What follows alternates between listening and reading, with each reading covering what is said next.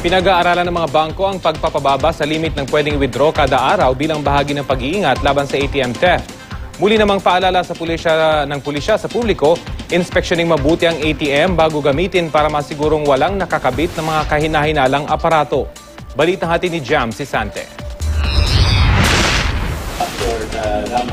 Ang automated teller machine skimmer plate ay isa sa karaniwang ginagamit ng mga grupong kumukuha ng impormasyon para makapagnakaw sa ATM users. Sabi ng pulisya sa pagdinig ng Senate Committee on Public Order ukol sa ATM theft, pinapatong ang skimmer plate sa pin pad ng ATM para ma-record ang pin number na gagamitin ng mga masasamang loob para mag-withdraw.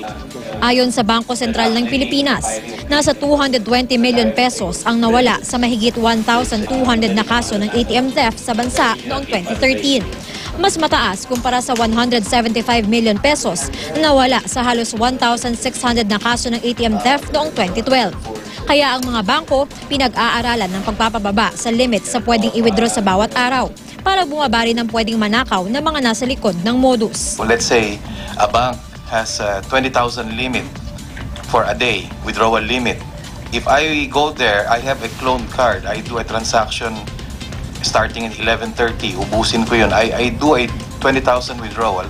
Paglampas ng 12 midnight, I can do another 20,000. So if the bank has more, allows more limits, mas malaki exposure. That's why banks now are probably thinking of limiting the limits on ATMs. Pero ang chairman ng komite, nagdadalawang isip sa mungkahi. Huwag naman sir, kasi alam mo, mahal ng bilihin. Siguro may option na lang na gano'n. Certain depositors with a certain credit balance should have a certain limit. Sabi ng BancNet, ang mga bangko ang magdedesisyon kung ipapatupad ito at kung anong limit ang ipapataw sa withdrawal bawat araw. Sakaling maipatupad, pwedeng mag-request ang individual na ATM user na taasan ang kanyang withdrawal limit. May iba't ibang hakbang na raw na ginagawa ang mga bangko para labanan ng ATM theft.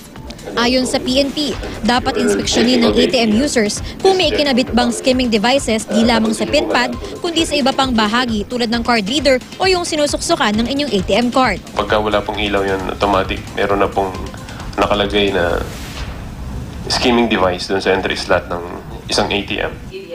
Iniutos na raw ng BSP sa mga bangko na palitan ng magnetic stripes sa ATM card bago mag-2017 upang hindi madaling manakaw ang impormasyon sa card. Mahalaga rin daw panlaban sa ATM theft ang pagiging alerto ng ATM users. Pag gumagalaw, fake.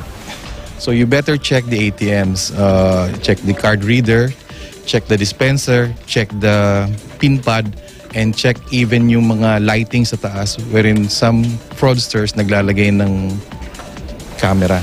I-report din sa inyong bangko kung may makita kayong nakakabit na skimming device o nabiktima kayo nito. Jam Sante, GMA News.